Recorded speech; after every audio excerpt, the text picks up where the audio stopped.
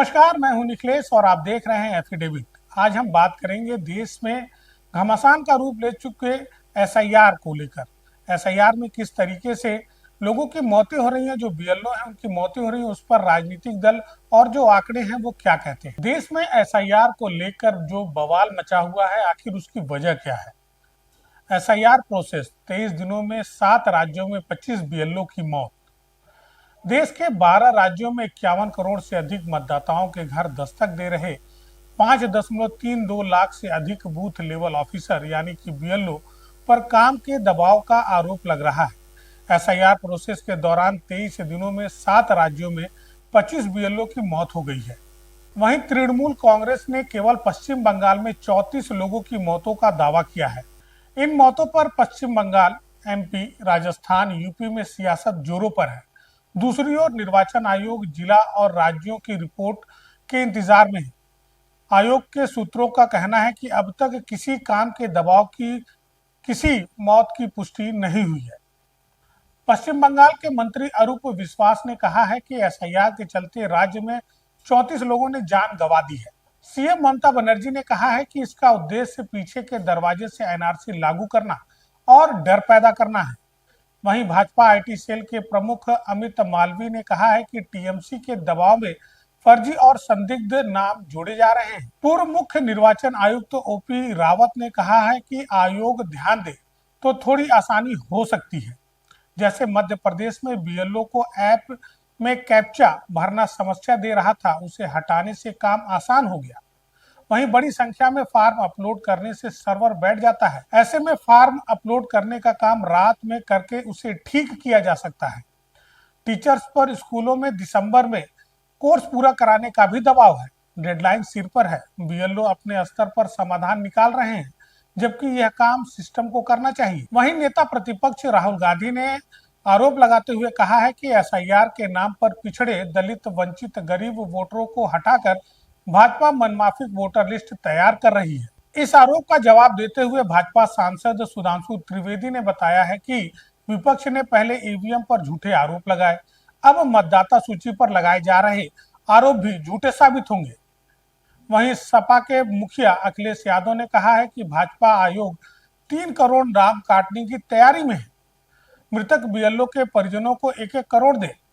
वहीं सपा उन मृतकों के परिजनों को 2-2 लाख रुपए देगी। इधर चुनाव आयोग ने पश्चिम बंगाल के मुख्य निर्वाचन अधिकारी कार्यालय पर विरोध प्रदर्शन को गंभीर सुरक्षा उल्लंघन बताते हुए कोलकाता पुलिस आयुक्त को 48 घंटे में कार्रवाई रिपोर्ट की मांग की है। सुप्रीम कोर्ट ने बोला है कि एसआईआर पहली बार नहीं है, यह चुनौती का आधार भी नहीं है।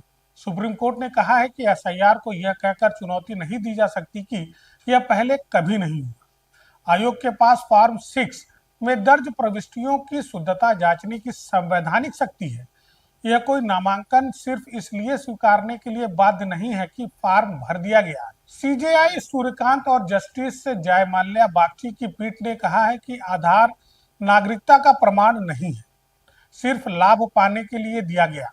आधार मतदाता बनाने का स्वतः आधार नहीं हो सकता। अगर किसी मतदाता का नाम हटाया जाएगा तो उसे पूर्व सूचना देना अनिवार्य होगा। देश के 12 राज्यों व केंद्र शासित प्रदेशों में 4 नवंबर से स्पेशल इंटेंसिव रिवीजन यानी कि एसआईआर प्रक्रिया चल रही है। तमिलनाडु में भी हो रही एसआईआर प्रक्रिया को एमडीएमके पार्टी प्रमुख वाइको ने सुप्रीम कोर्ट में चुनौती दी, जिस पर कोर्ट ने चुनाव आयोग से जवाब मांगा है।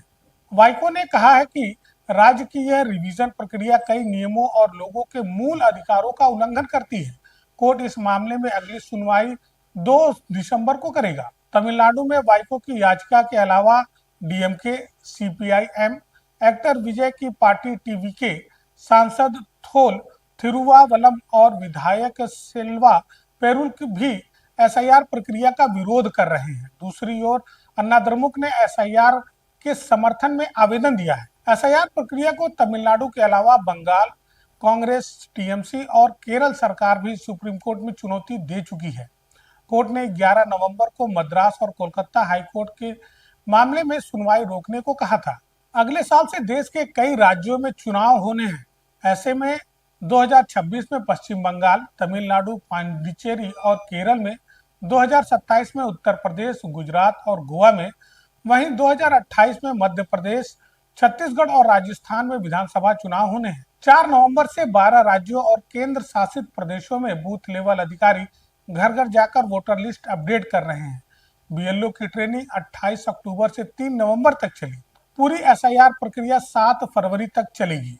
यह प्रक्रिया अंडमान निकोबार, छत्तीसगढ़, गोवा, गुजरात, केरल, लक्षद्वीप, मध्य प्रदेश, पांडिचेरी, राजस्थान, तमिलनाडु, यूपी और बंगाल में चल रही है। इन राज्यों में लगभग 51 करोड़ वोटर हैं। इसमें 5.33 लाख बीएलओ और 7 लाख से ज्यादा राजनीतिक दलों के बीएलए लगे हुए हैं। एसआईआर प्रक्रिया में नए नाम जोड़ना, गलतियां ठीक करना और डुप्लीकेट नाम हटाना शामिल है। बीएलओ और बीएलए फॉर्म देंगे जिसमें वोटर अपनी जानकारी मिलाएगा और नाम को 2 जगह है तो उसे हटाना होगा और नाम न होने पर फॉर्म व दस्तावेज देकर जोड़ना भी होगा। ऐसे में एसआईआर को लेकर चल रही जो गतिविधियां हैं वो काफी चिंताजनक है। हमारी यह रिपोर्ट आपको कैसी लगी, हमें अपने कमेंट्स और अपने सुझाव के माध्यम से जरूर अवगत कराएं। देखते रहें एफिडेविट। धन्यवाद।